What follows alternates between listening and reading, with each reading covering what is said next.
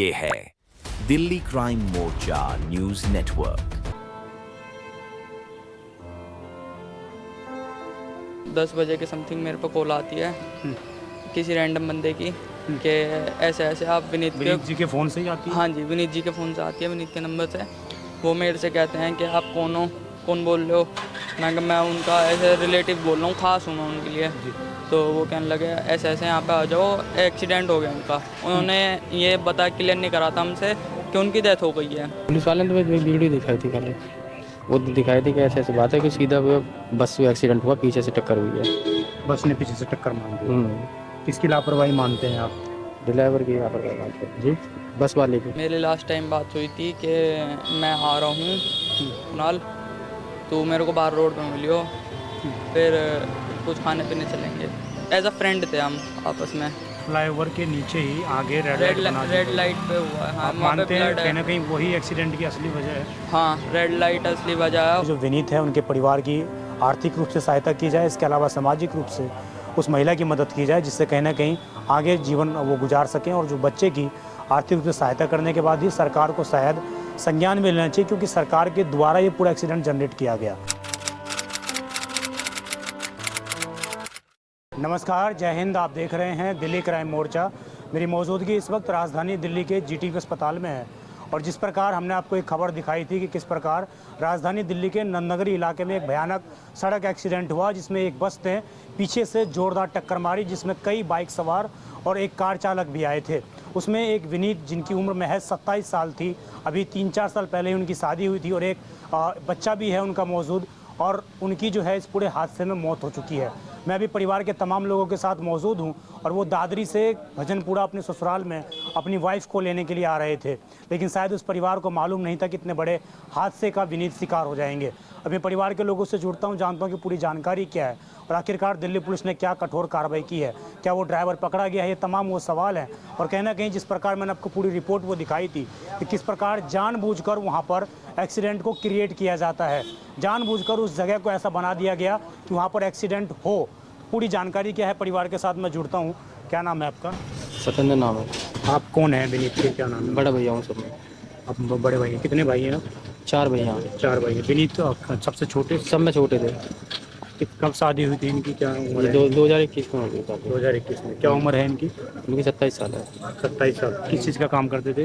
ये export company में काम करते हैं। एक्सपोर्ट में। कहाँ, दादरी में रहते हैं आप? हाँ, दादरी में रहते हैं। दादरी उत्तर प्रदेश में। उत्तर प्रदेश में। तो वहाँ से कब निकले और कब यहाँ पर आ रहे थे? मैं फिलहाल मैं ड्यूटी बताता था जी। हाँ, तो मैं ऐसे मैं पता पड़ी कि 8 बजे निकले। 8 बजे रात में दादरी से निकले जी, और यहाँ भजनपुरा आ रहे थे। भजनपुर आए थे। कितने बजे एक्सीडेंट की कॉल मिली आप लोगों को?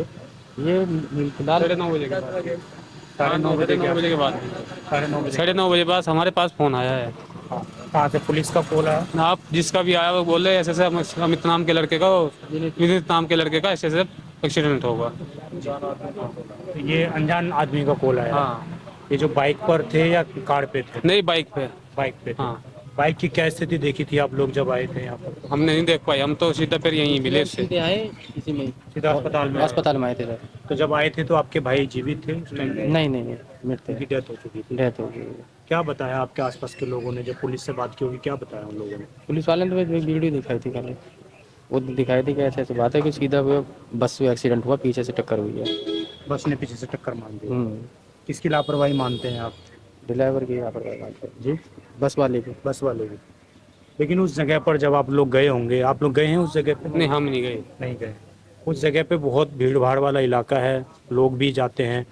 अचानक अभी बस जो है पीछे से आई है, उसने टक्कर नहीं, मार उससे पहले हमारा तो एक घटना, उससे पहले और भी कई घटना हुई है वहाँ पर। उसी जगह पे। हाँ। ये सारी जानकारी आप लोगों को दी है? हाँ, किसी और जो बता रहे हैं वहाँ के। क्या नाम है आपका? मेरा नाम कुणाल है। कुणाल, आप कौन है विनीत के? मैं ब्रदर इन लॉ, मैं उनका साला हूँ। जी, आपके घर पे ही आ रहे थे आप? हाँ जी, मेरी सिस्टर को लेने आ रहे थे, अपनी वाइफ को। तो कहाँ पे है आपका घर? मेरा घर भजनपुरा। भजनपुरा में। हाँ, तो 10 बजे के समथिंग मेरे पे कॉल आती है किसी रैंडम बंदे की कि ऐसे ऐसे आप विनीत जी के फ़ोन से ही आती है? हाँ जी, विनीत जी के फ़ोन से आती है, विनीत के नंबर से। वो मेरे से कहते हैं कि आप कौन हो, कौन बोल रहे हो। मैं कहा मैं उनका ऐसे रिलेटिव बोल रहा हूँ, ख़ास हूँ मैं उनके लिए।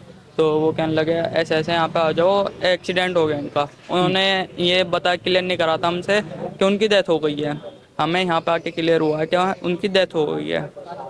तो हम घर से आए, हमें पता चला, फिर हमने फ़ोन करा कब आगे। शादी हुई थी आपके बहन की? हाँ, मेरी बहन की 2021 में हुई थी। अभी 3-4 साल ही हुए हैं। जी। बच्चा भी है उनका? हाँ, 1 डेढ़ साल का बच्चा, लड़का। क्या नाम है बच्चे का?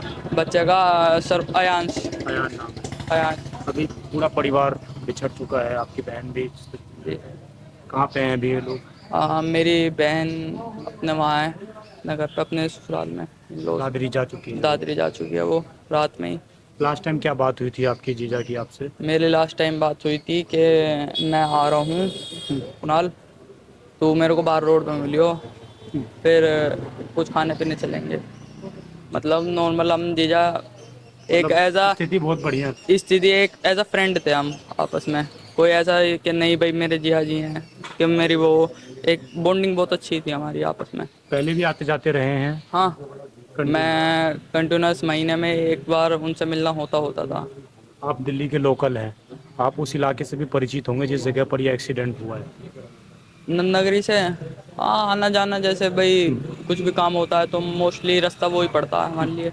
ठीक फ्लाईओवर के नीचे ही आगे रेड रेड लाइट पे हुआ है। हाँ, आप वहाँ पे मानते हैं ब्लड कहीं है। ना कहीं वही एक्सीडेंट की असली वजह है? हाँ, रेड लाइट असली वजह है। और बस का ड्राइवर जो वो ढलान है वहाँ पे फ्लाईओवर की, जो कोई अब लोकल बंदा है उसे तो पता होगी कि भाई यहाँ पे गाड़ी नहीं रोकनी, हम निकाल लो, हम लोग एक बार को निकाल लेते हैं। पर जो कोई बाहर का बंदा आता है वो गाड़ी रोकता है कि भाई रेड लाइट देख के क्या हमारा चालान ना हो या कुछ ना हो।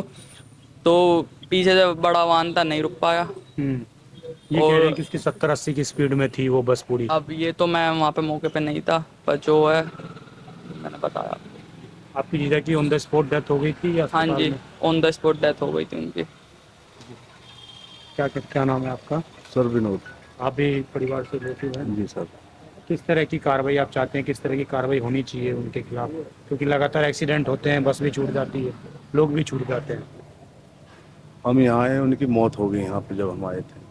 विनीत जी के जो मेरे छोटे भाई हैं, वो मैं उनका मौसी का लड़का हूँ, वो बड़े में आता हूँ, इनसे भी बड़ा हूँ, जो इनके बड़े भाई हैं। किस तरह का व्यवहार क्या चीज़ है? व्यवहार बढ़िया था एकदम, जैसे मतलब कि बैठ के हम कुछ ड्रिंक भी कर लेते थे, मतलब प्यार मोहब्बत था, ऐसा कुछ नहीं था हमारे बीच में। फिलहाल जो जब यहाँ आए उनकी यहाँ हमने डेथ देखी, और फिलहाल जो पुलिस अफसर भी आए थे उन्होंने बताया कि जो गाड़ी जो है उसमें कई लपेटे में भी आए हैं। लगभग 5-6 लोग आए हैं। हाँ, तो उनकी गाड़ी की स्पीड बहुत ज़्यादा थी, और उन्होंने फोटो भी दिखाए हैं।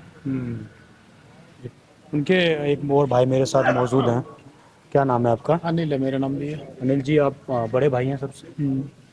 ये विनीत की जो एक्सीडेंट हुआ है, अब पुलिस ने क्या कार्रवाई की है अब तक? क्या उससे आप लोग संतुष्ट हैं? किस तरह की कार्रवाई? पुलिस तो अपनी कार्रवाई कर रही है, संतुष्टि की तो देखो बाद में पता पड़ती है।